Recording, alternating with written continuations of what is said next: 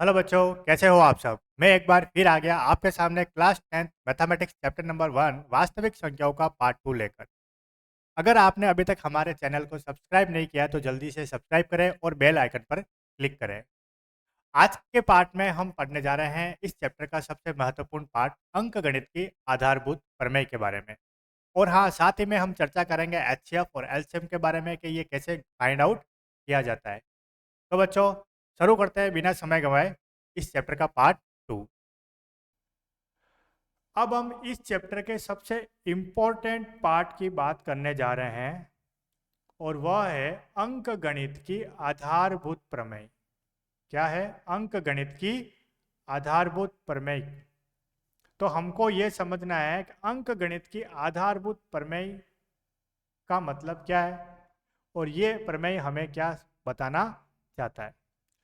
तो देखिए, अंकगणित की आधारभूत प्रमेय हमें यह बताती है कि प्रत्येक भाज्य संख्या, यानी जितनी भी भाज्य संख्या होती है, भाज्य संख्या का मतलब आपको समझ में आ गया। अभी हमने चर्चा की थी भाज्य संख्या के बारे में। भाज्य संख्या कौन सी होती है? भाज्य संख्या वो होती है जो दो से अधिक संख्याओं से विभाजित होती है। तो यहाँ पे हम भाज्य संख्या की बात कर रहे हैं, ठीक है। यानी प्रत्येक भाज्य संख्या को, तो भाज्य संख्या को क्या कर सकते हैं? भाज्य संख्या को अभाज्य संख्याओं के गुणनफल के रूप में व्यक्त किया जा सकता है। बहुत इंपॉर्टेंट लाइन है। अंकगणित की आधारभूत प्रमेय का मतलब ये बताया गया है कि प्रत्येक भाज्य संख्या को हम अभाज्य संख्याओं के गुणनफल के रूप में लिख सकते हैं। यानी भाज्य संख्या को तोड़ तोड़ कर हम अभाज्य संख्या के गुणनफल के रूप में लिख सकते हैं। यही अंकगणित की आधारभूत प्रमेय है। समझ में आ गया? जैसे जैसे जैसे हमारे पास एक नंबर है 14। हम नंबर क्या है? 14। हमने एक संख्या ली 14। अब 14 क्या है बच्चों? बताइए 14 क्या है? 14 भाज्य संख्या है या अभाज्य संख्या है? तो हम देखेंगे कि 14 में किस किस का भाग जा रहा है। 14 में 1 का भाग जा रहा है, 14 में 2 का भी भाग जाता है, 14 में 7 का भी भाग जाता है, 14 में 14 खुद का भी भाग जाता है ना। तो इसमें 2 से ज़्यादा संख्या का भाग जा रहा है। तो ये हो गई 14, क्या हो गई? 14 हो गई भाज्य संख्या। 14 क्या हो गई? भाज्य संख्या। 14 एक भाज्य संख्या हो गई। अब अंकगणित की आधारभूत प्रमेय के हिसाब से क्या लिखा है? प्रत्येक भाज्य संख्या को, तो ये 14 भाज्य संख्या हो गई। 14 क्या हो गई? 14 हो गई भाज्य संख्या। तो 14 को हम क्या कर सकते हैं? 14 को हम अभाज्य संख्या के गुणनफल के रूप में, तो 14 को हम कैसे लिख सकते हैं? अगर 14 को तोड़कर लिखें, किन दो संख्याओं को गुणा करने पर 14 आता है? तो 14 को अपन ऐसे लिख सकते हैं 2 इंटू 7। 14 को हम क्या लिख सकते हैं? 2 इंटू 7 लिख सकते हैं ना। तो ये जो 2 इंटू 7 जो हमने लिखा है, इसमें 2 क्या है? इसमें 2 क्या है? 2 अभाज्य संख्या है। कैसे है? अभाज्य संख्या वो होती है जो केवल 2 संख्या से ही विभाजित होती है। तो 2 किस किस से विभाजित हो रहा है? 2 एक तो 1 से विभाजित होता है और एक खुद अपने नंबर 2 से विभाजित होता है। क्या इन दोनों के अलावा किसी और से विभाजित हो रहा है? तो इस नहीं हो रहा है। तो इसका मतलब 2 क्या हो गया? 2 क्या हो गया? 2 हो गया अभाज्य संख्या। इसी तरह देखो 7। 7 किन दो संख्या से विभाजित हो रहा है? एक तो 1 से होता है और एक 7 खुद से होता है। तो 7 भी क्या हो गया? अभाज्य संख्या। तो ध्यान से समझिए, हमने अभी क्या किया? हमने 14 जो कि एक भाज्य संख्या थी, हमने भाज्य संख्या को अभाज्य संख्या के गुणनफल के रूप में लिखा है। हमने क्या किया? हमने भाज्य संख्या को अभाज्य संख्या के गुणनफल के रूप में लिखा है। यही अंकगणित की आधारभूत प्रमेय कहलाती है। तो अंकगणित की आधारभूत प्रमेय क्या कहलाती है कि प्रत्येक भाज्य संख्या को अभाज्य संख्याओं के गुणनफल के रूप में व्यक्त किया जा सकता है। ठीक है, आ गया बात समझ में? ओके। इसी तरह 20 भी एक भाज्य संख्या है, तो 20 को हम अभाज्य संख्याओं के गुणनफल के रूप में कैसे लिखेंगे? तो 20 को हम लिखेंगे 2 इंटू 2 इंटू 5। अब जरूरी नहीं है, क्रम कुछ भी हो सकता है, जरूरी नहीं है 2 इंटू 2 इंटू 5 ही लिखना है। मैं चाहूं तो इसका क्रम बदल भी सकता हूं, मैं चाहूं तो इसका क्रम बदल भी सकता हूं। इस क्रम को मैं ऐसे भी लिख सकता हूं 5 इंटू 2 इंटू 2। ठीक है, आगे समझ में आपको जो मैं समझाना चाह रहा हूँ आप समझ चुके होंगे। इसी तरह 50, ये वाला क्वेश्चन आपको करना है। ठीक है, 50 को अभाज्य संख्याओं के गुणनफल के रूप में लिखना है।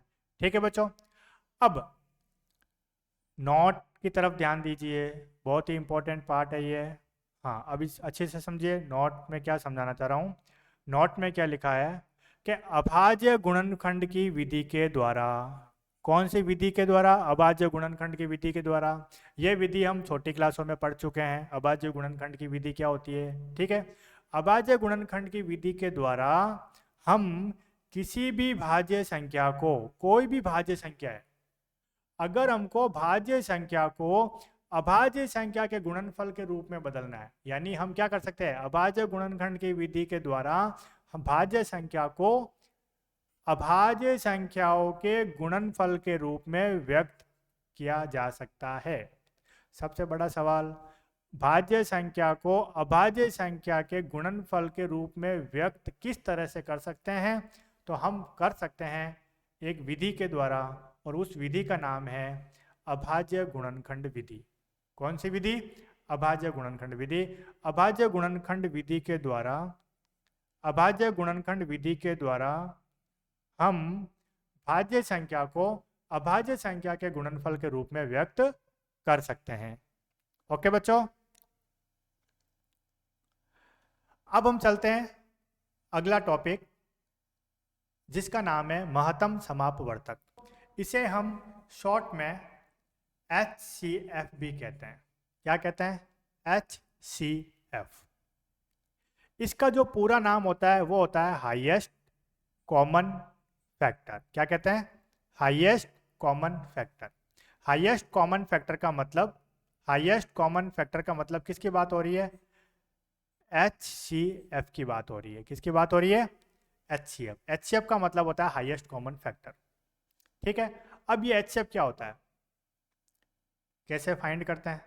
चलो देखिए, HCF का मतलब दी गई संख्याओं में, दी गई संख्याओं में प्रत्येक, मोस्ट इंपॉर्टेंट वर्ड है, मोस्ट इंपॉर्टेंट वर्ड है, उभयनिष्ठ। उभयनिष्ठ का मतलब क्या होता है? उभयनिष्ठ का मतलब क्या होता है? उभयनिष्ठ का मतलब होता है कॉमन। क्या होता है? कॉमन। ठीक है, कॉमन यानी उभयनिष्ठ। अब उभयनिष्ठ क्या होंगे? उभयनिष्ठ क्या होंगे? उभयनिष्ठ होंगे अभाज्य गुणनखंडों, अभाज्य गुणनखंडों की सबसे छोटी घात। कौन सी घात? छोटी घात का गुणनफल HCF होता है। HCF क्या होता है? HCF होता है उभयनिष्ठ अभाज्य गुणनखंडों की सबसे छोटी घात का गुणनफल। चलो इसके लिए हमें एक एग्जाम्पल लेना पड़ेगा, इसके लिए हमें एक एग्जाम्पल लेना पड़ेगा। हमने एक एग्जाम्पल लिया 12 व 18, और हमें 12 व 18 का क्या करना है? हमें HCF ज्ञात करना है। क्या ज्ञात करना है? हमें 12 व 18 का क्या ज्ञात करना है? HCF ज्ञात करना है, यानी हाईएस्ट कॉमन फैक्टर ज्ञात करना है। ठीक है, तो HCF ज्ञात करने के लिए हम क्या करेंगे? सबसे पहले 12 और 18 का अभाज्य गुणनखंड ज्ञात करेंगे। तो सबसे पहले हम 12 का अभाज्य गुणनखंड ज्ञात कर लेते हैं। तो 12 को अभाज्य गुणनखंड करेंगे तो हम करेंगे सबसे पहले 2 का भाग देंगे, तो 2 का भाग 12 में जाएगा 6 बार, फिर वापस 6 में 2 का भाग देंगे जो जाएगा 3 बार, और 3 में जब 3 का भाग देंगे तो ये जाएगा 1 बार। ठीक है, तो 12 के जो अभाज्य गुणनखंड हमको मिले हैं वो हो गया 2 इंटू 2 इंटू 3। ठीक है बच्चों, अब मैं इसको कैसे लिख सकता हूँ 12 के अभाज्य गुणनखंड को 12 के अभाज्य गुणनखंड को मैं कैसे लिख सकता हूँ? तो 12 के अभाज्य गुणनखंड में लिख सकता हूँ, दो कितनी बार है, 2 बार है ना, तो मैं इसको लिख सकता हूँ 2 की घात 2 इंटू 3। अब 3 के ऊपर कोई घात नहीं है तो हम क्या मान लेंगे, 3 पर कितनी घात है, 1 है। कितनी घात है, 1।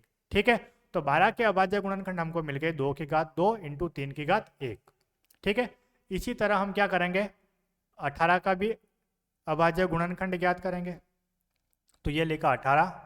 अब 18 में किसका भाग जाएगा, सबसे पहले 18 में 2 का भाग जाएगा, 2 का भाग गया 9 बार, और 9 में अब देंगे 3 का भाग 3 बार, और 3 में 3 का भाग गया 1 बार। तो हमारे पास 18 के अभाज्य गुणनखंड हमको मिल गए 2 इंटू 3 इंटू 3। तो हम इसको कैसे लिख सकते हैं, 2 के ऊपर कोई घात नहीं है तो हम मान लेते हैं 2 1 बार है, और 3 कितने है, 2 बार है ना, तो हम इसको लिखेंगे 3 की घात 2। ठीक है, तो अब हम इसको अरेंज कर लेते हैं। हमने 12 और 18 के अभाज्य गुणनखंड हमारे पास आ गए, तो मैं यहाँ पे लिख रहा हूँ 12 के अभाज्य गुणनखंड मेरे को मिले 2 की घात 2 और 3 की घात 1।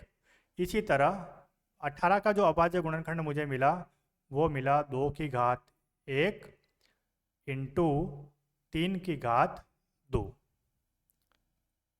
ठीक है बच्चों, यानी हमको 12 और 18 के अभाज्य गुणनखंड मिल गए। अब हमें क्या ज्ञात करना है, हमें क्या ज्ञात करना है, HCF। हमको HCF ज्ञात करना है। हमें क्या ज्ञात करना है, HCF, यानी हमको हाईएस्ट कॉमन फैक्टर, हमको HCF ज्ञात करना है।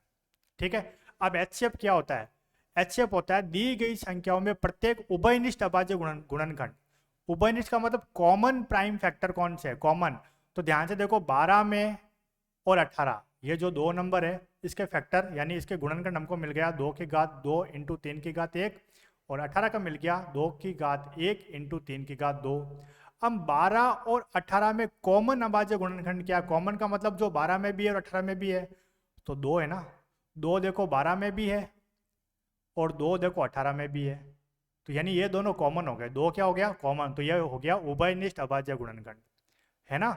इसी तरह देखो 3 देखो 12 के गुणनखंड में भी 3 आ रहा है और 18 के गुणनखंड में भी 3 आ रहा है, तो इसका मतलब ये हो गया उभयनिष्ठ यानी कॉमन अभाज्य गुणनखंड। ठीक है, अब इन उभयनिष्ठ अभाज्य गुणनखंड मतलब कॉमन प्राइम फैक्टर में से हमको कौन सी घात लेनी है, कौन सी घात लेनी है, छोटी घात लेनी है। तो बताओ 2 की घात 2 और 2 की घात 1 में से छोटी घात किसकी है, 2 की घात 1 है ना, तो यहाँ पे हम लेंगे 2 की घात 1 इंटू, इसी तरह 3 भी कॉमन है दोनों में। अब इसमें भी देखो 3 की घात 2 और 3 की घात 1 में छोटा कौन है, 3 की घात 1 छोटा है ना, तो हम लिखेंगे यहाँ पे 3 की घात 1।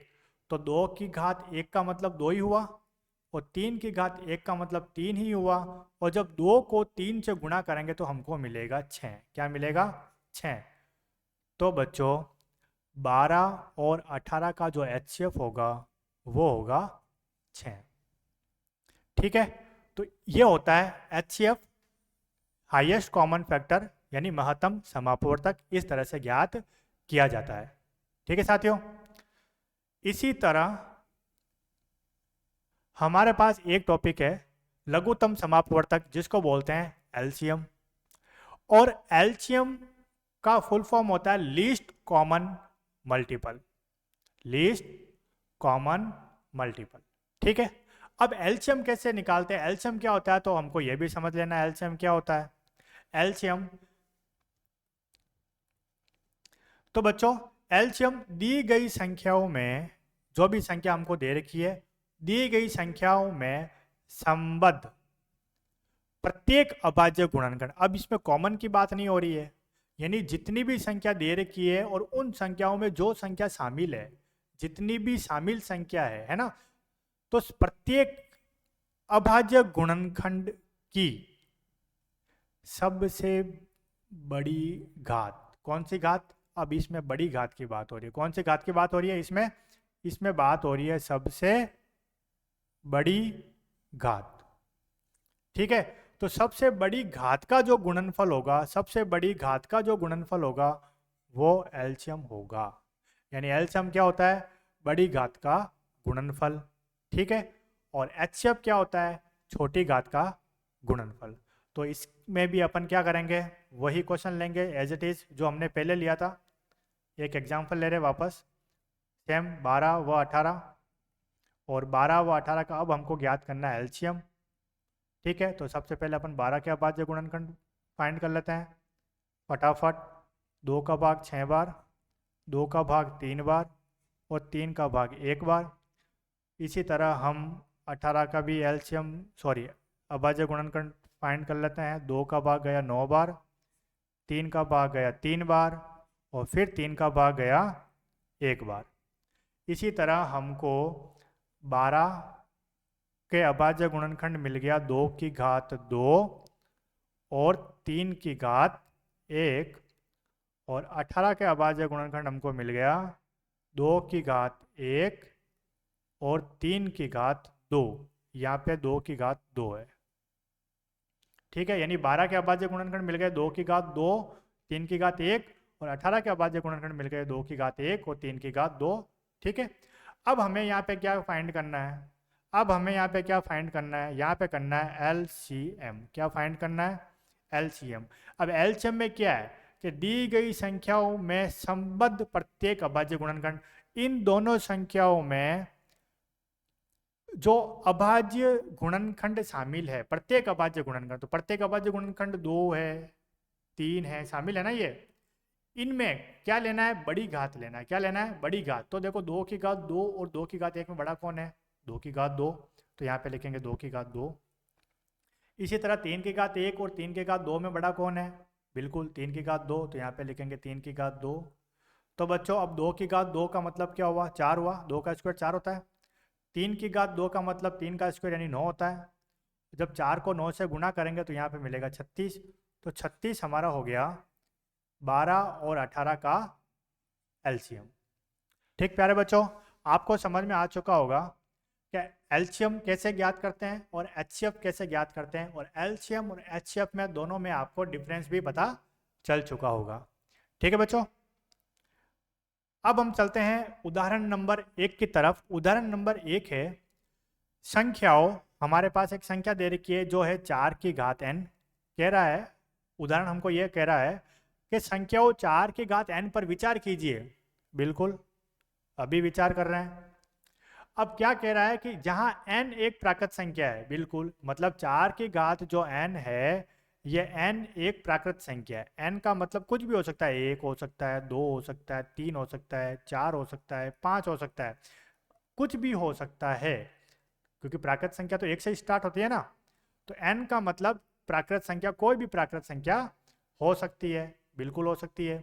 अब ये कह रहा है प्रश्न कि जांच कीजिए कि क्या n का कोई ऐसा मान है, मतलब प्राकृत संख्याओं में से कोई एक मान n का होना चाहिए। क्या कोई ऐसा मान है n का जिसके लिए 4 की घात n, मतलब 4 की घात n, बिल्कुल 4 की घात n का अंक 0 पर समाप्त होता है। मतलब जब 4 की घात n को जब सॉल्व करेंगे तो इसका जो रिजल्ट आएगा उसका रिजल्ट 0 पर एंड होगा। यानी इसका जो सॉल्व करने पे जो हमको नंबर प्राप्त होगा वो 0 पर एंड होगा। क्या ऐसा हो सकता है? ट्राई करते हैं चलो। तो हमारे पास एक संख्या दे रखी है 4 की घात n।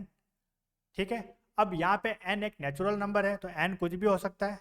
ठीक है, तो हम क्या करते हैं, जो हमारे पास ये जो नंबर है 4, पहले हम इस 4 का क्या करते हैं, टुकड़े करते हैं, क्योंकि 4 एक भाज्य संख्या है ना, तो इसको अभाज्य संख्या में बदलेंगे। तो 4 को जब अभाज्य संख्या में बदलेंगे तो हमारे पास संख्या बनेगी 2 × 2 की घात n। अब 2 कितने बार है? यहाँ पे 2 बार है, तो क्या मैं इसको ऐसा लिख सकता हूँ 2 की घात 2 n। बताओ बच्चों, इसका मतलब ये हो गया कि जो 4 की घात n है वो बराबर हो गया 2 की घात 2n के बराबर। ठीक है, बिल्कुल सही है। यानी 4 की घात n को हम लिख सकते हैं 2 की पावर 2n लिख सकते हैं। ठीक है, अब हमको इसका जो रिजल्ट मिलेगा उसका रिजल्ट 0 पे मिलेगा, उसका जो अंक मिलेगा अंक 0 पर समाप्त होगा। यानी हमको 0 चाहिए। तो साथियों आप एक बात को ध्यान से समझिए, किसी भी संख्या की पावर कुछ भी होने पर 0 हमें तभी प्राप्त होता है जब जब उस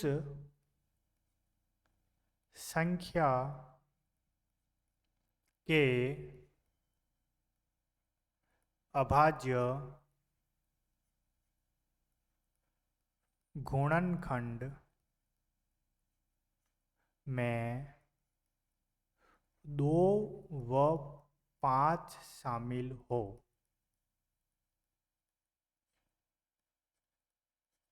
जब किसी संख्या के अभाज्य गुणनखंड में 2 व 5 शामिल होंगे तभी तभी हमें संख्या का अंक 0 प्राप्त होगा, यानी उस संख्या का अंक 0 पर समाप्त होगा, क्योंकि 5 और 2 का गुणनफल में 10 आता है जो कि एक अंक 0 होता है।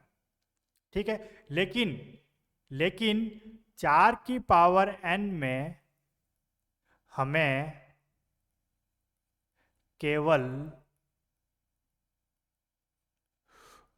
2 ही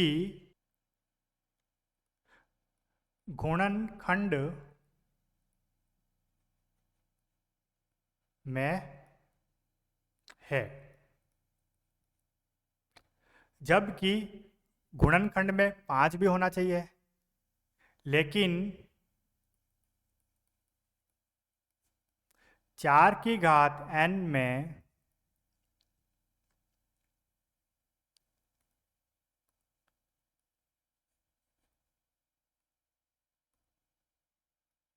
चार की घात n के गुणनखंड में 5 नहीं है,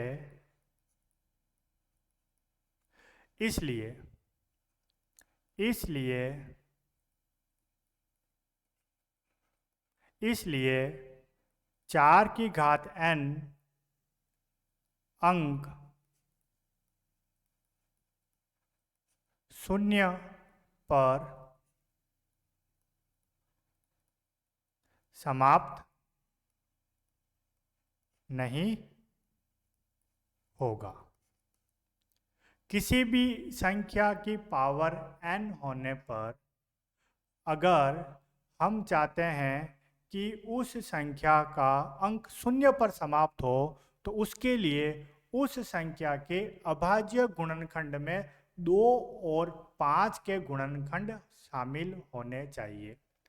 अगर 2 और 5 के गुणनखंड उस संख्या में नहीं होंगे तो उस संख्या के अंक 0 पर कभी भी समाप्त नहीं होंगे। ओके बच्चों, अब आगे बढ़ते हैं हम उदाहरण नंबर 2 की तरफ। उदाहरण नंबर 2 है संख्याओं 6 और 20 के अभाज्य गुणनखंड विधि से HCF और LCM ज्ञात कीजिए। तो हमको दो संख्या दे रखी है 6 और 20 और हमको ज्ञात करना है HCF और LCM। तो सबसे पहले हम 6 और 20 के अभाज्य गुणनखंड ज्ञात करेंगे। तो सबसे पहले हम करते हैं 6 के अभाज्य गुणनखंड ज्ञात। तो हमने लिखा 6 में 2 का भाग देंगे 3 बार, और 3 में जब 3 का भाग देंगे तो 1। इसी तरह 20 का अभाज्य गुणनखंड निकाल लेते हैं 20, और 20 के जब अभाज्य गुणनखंड निकालेंगे तो हम 2 का भाग देंगे 10 बार, 10 में फिर 2 का भाग देंगे 5 बार, और 5 में जब 5 का भाग देंगे तो 1 बार। तो हमारे पास 6 और 20 के अभाज्य गुणनखंड आ गए। तो हम यहाँ पे लिखेंगे 6 और 20 और इन अभाज्य गुणनखंडों को अपन अरेंज करेंगे। तो सबसे पहले देखो 2 6 के अभाज्य गुणनखंड में हमारे पास एक तो 2 की घात 1 है और एक 3 की घात 1 है। ठीक है, अब जब 20 के अभाज्य गुणनखंड में आते हैं तो हमको मिलता है 2 की घात 2, 3 की घात नहीं है तो इसको खाली छोड़ देंगे, और 5 एक बार है तो अपन लिखेंगे 5 की घात 1, इसको 3 से थोड़ा सटा के लिखेंगे। ठीक है, क्योंकि ये इसका ग्रुप का नहीं है। अब हमको ज्ञात करना है HCF। तो हम लिखेंगे 6 व 20 का HCF। प्यारे बच्चों, HCF क्या होता है? Common factor. कॉमन, तो देखिए कॉमन नंबर कौन सा है? दो दोनों में है ना, दो 6 के अभाज्य गुणनखंड में भी आ रहा है, 20 के अभाज्य गुणनखंड में भी आ रहा है, तो दो कॉमन हो गया। 3 देखो 6 में है लेकिन 20 वाले गुणनखंड में नहीं है, तो 3 कॉमन नहीं है। 5 देखो 20 में है लेकिन 6 के अभाज्य गुणनखंड में नहीं है, तो ये भी कॉमन नहीं है। तो कॉमन तो केवल एक ही नंबर हुआ, 2। लेकिन कॉमन में कौन सा लेना है, कौन सी घात लेनी है हमको बताइए? कॉमन में कौन सी घात लेनी है? छोटी घात लेनी है। HCF में कौन सी घात लेते हैं? छोटी घात। तो 2 की घात 1 और 2 की घात 2 में, 2 की घात 1 और 2 की घात 1 में छोटी घात कौन सी है? 2 की घात 1 है, तो यहाँ पे केवल 2 की घात 1 यानी 2। HCF क्या हो गया इसका? 2। यानी 6 और 20 का जो HCF होगा वो केवल 2 होगा। क्या होगा? 2। अब हमको एलसीएम निकालना है। 6 व 20 का एलसीएम निकालना है। क्या निकालना है? एलसीएम। ठीक है, अब एलसीएम में क्या है? एलसीएम में जितनी भी संख्याएं अभाज्य गुणनखंड से संबंध होती है यानी शामिल होती है, उनमें प्रत्येक अभाज्य गुणनखंड की बड़ी घात लेनी है। लेकिन इसमें कॉमन की बात नहीं की गई है कि वो कॉमन होनी चाहिए। चाहे कॉमन हो तो भी बड़ी घात आएगी, अगर कॉमन नहीं भी है तो भी बड़ी घात ही आएगी जो संख्या दे रखी है।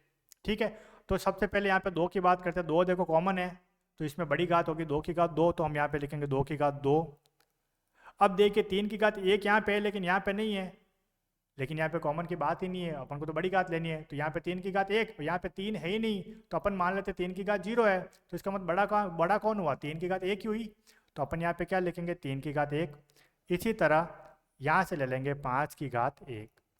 जब इनको सॉल्व करेंगे 2 की घात 2 का मतलब 4 हो गया, 3 की घात 1 3, 5 की घात 1 5, गुणा करेंगे चारों तिया 12 यानी 4 तिया 12, और 12 को 5 से गुणा करेंगे 12 पंजे 60।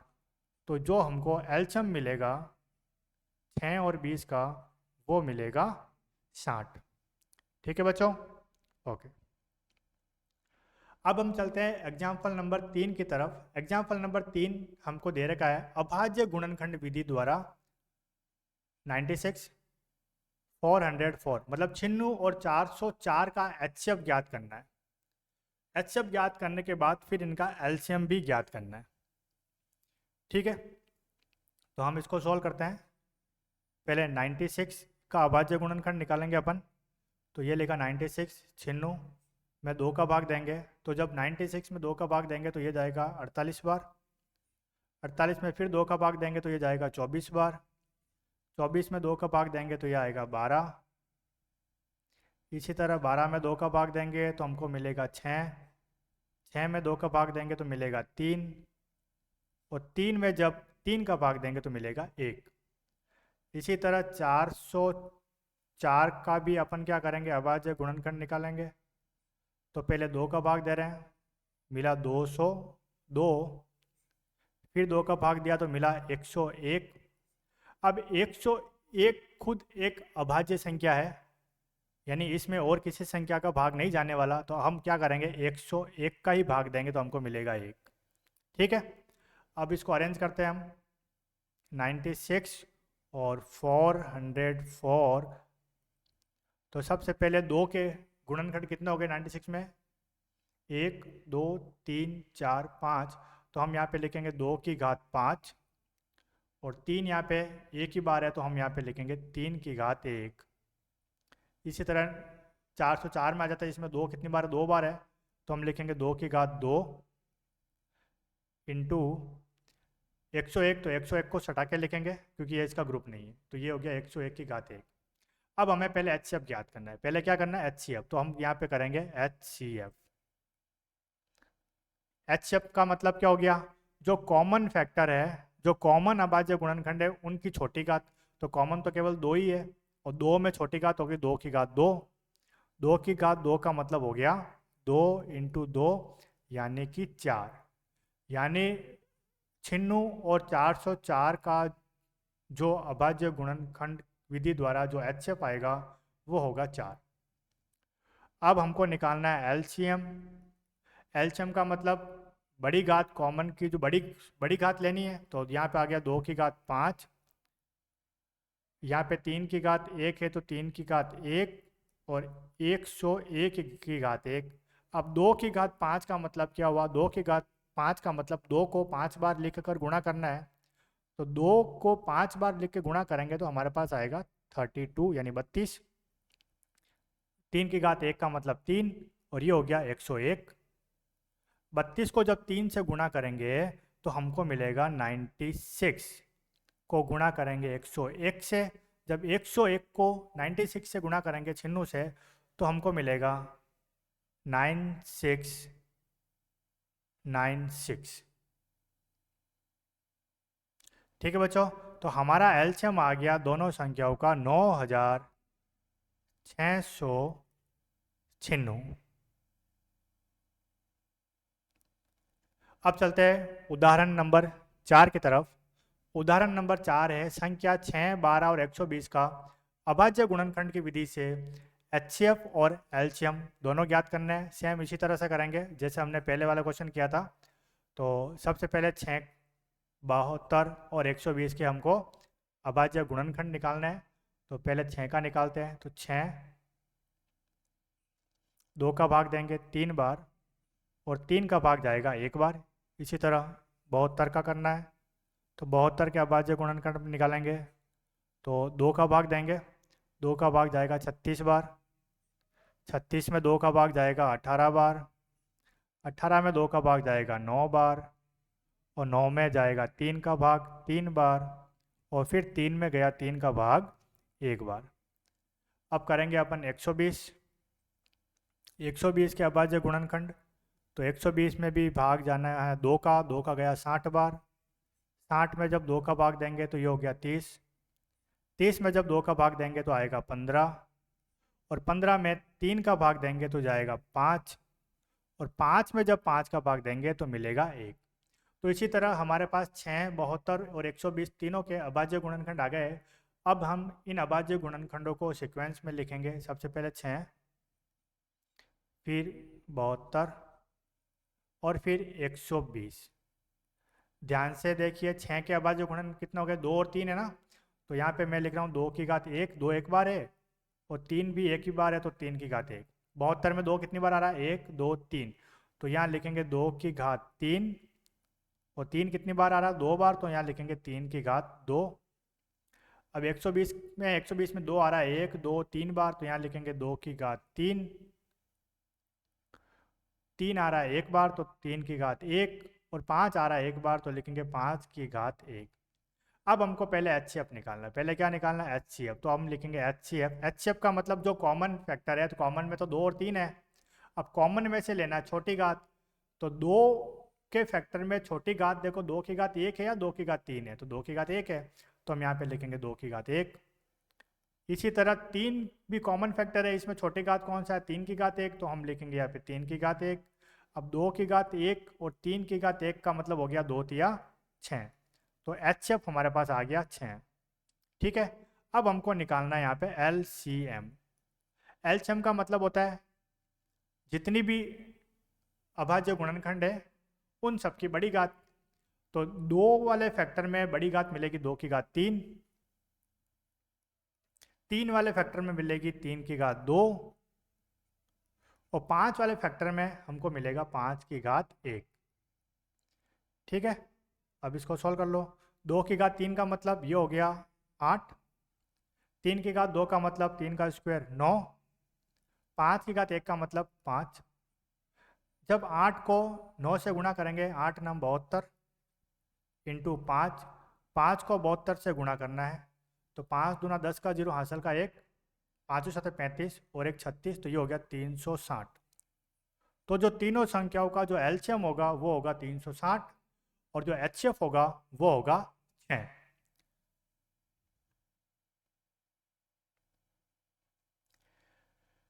अब जब हम आगे चलते हैं तो अब हम समझने की कोशिश करते हैं दो संख्याओं के एचसीएफ और एलसीएम के बीच संबंध।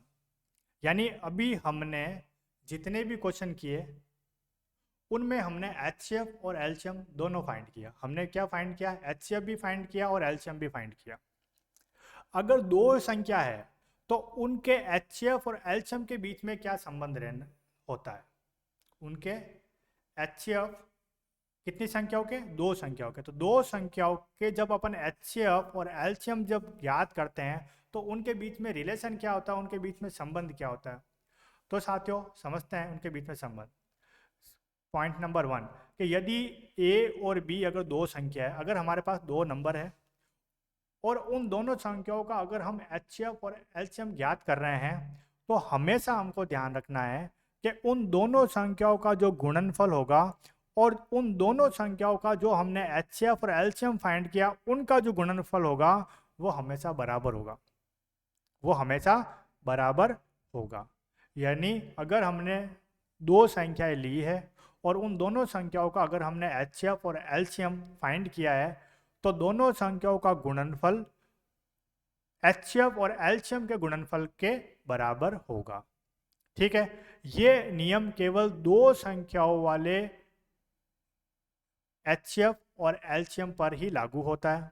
अगर 3 संख्याओं का हम अगर HCF और LCM फाइंड करते हैं तो उन तीनों संख्याओं का गुणनफल और तीनों संख्याओं के HCF और LCM के गुणनफल के बराबर नहीं होगा। ये नियम यहाँ पे लागू नहीं होगा। ये नियम केवल 2 संख्याओं वाले HCF और LCM पर ही लागू होता है।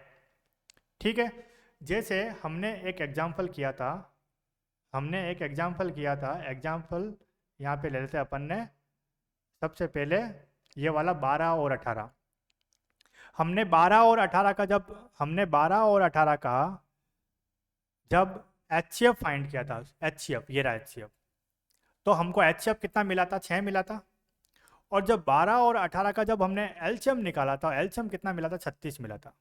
ठीक है, यानी 12 और 18 का हमारे पास 2 संख्या है, हमने एक संख्या थी हमारे पास 12 और दूसरी संख्या थी 18।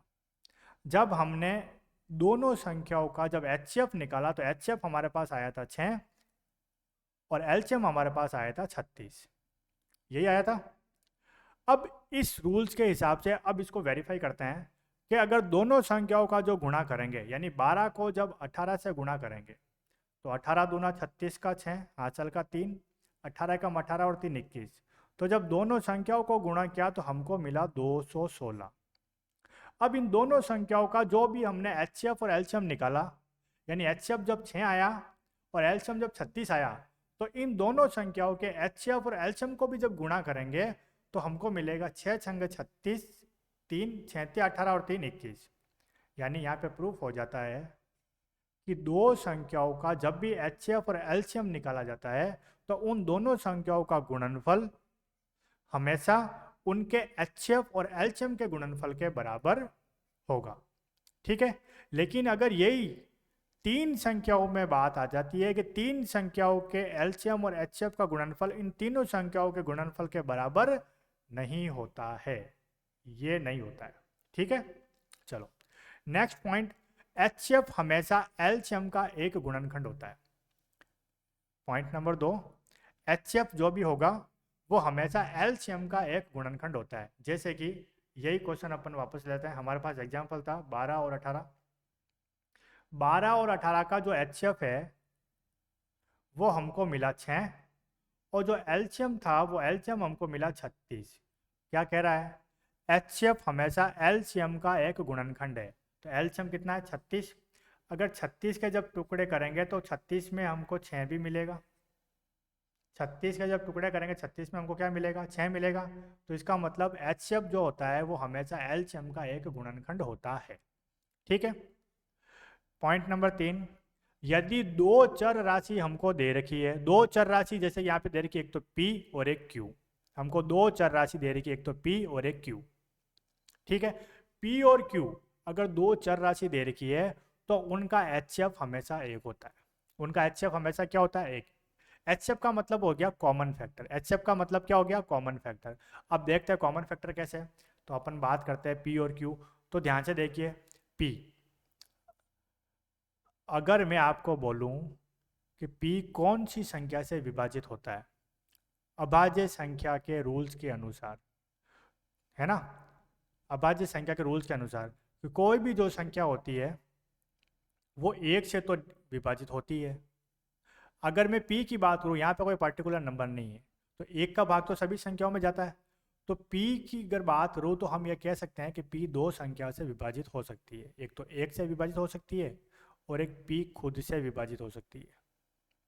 इसी तरह अगर मैं q की बात करूँ, q कौन सी दो संख्या से विभाजित हो सकता है? q भी एक तो 1 से विभाजित हो सकता है और एक q खुद से विभाजित हो सकता है।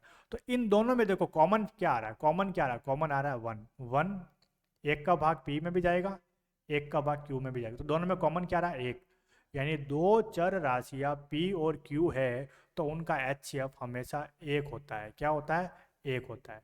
ठीक है साथियों, यदि दो चर राशियां p और q है तो उनका एलसीएम क्या होगा? हमेशा ध्यान रखना, हमेशा ध्यान रखना, अगर दो चर राशि है p और q, उनका एलसीएम हमेशा दोनों चर राशियों का गुणनफल होगा। तो p और q का जो एलसीएम होगा वो हमेशा उनका गुणनफल होगा, मतलब p को जब q से गुणा करेंगे तो हमको मिलेगा pq। तो ये उसका क्या होगा? एलसीएम। अगर दो अलग अलग चर राशियों का एचएफ पूछा जाता है तो एचएफ हमेशा 1 होता है, और एलसीएम पूछा जाता है तो एलसीएम उन दोनों चर राशियों का गुणनफल होता है। ओके बच्चों, आज के क्लास में बस इतना ही। अगर आपको हमारी ये क्लास अच्छी लगी तो ज़रूर इसे लाइक और शेयर करें, और हम फिर मिलेंगे नेक्स्ट क्लास में इस चैप्टर का पार्ट 3 लेकर, जिसमें हम चर्चा करेंगे प्रश्नावली 1.1 के बारे में। तब तक के लिए थैंक यू। जय हिंद।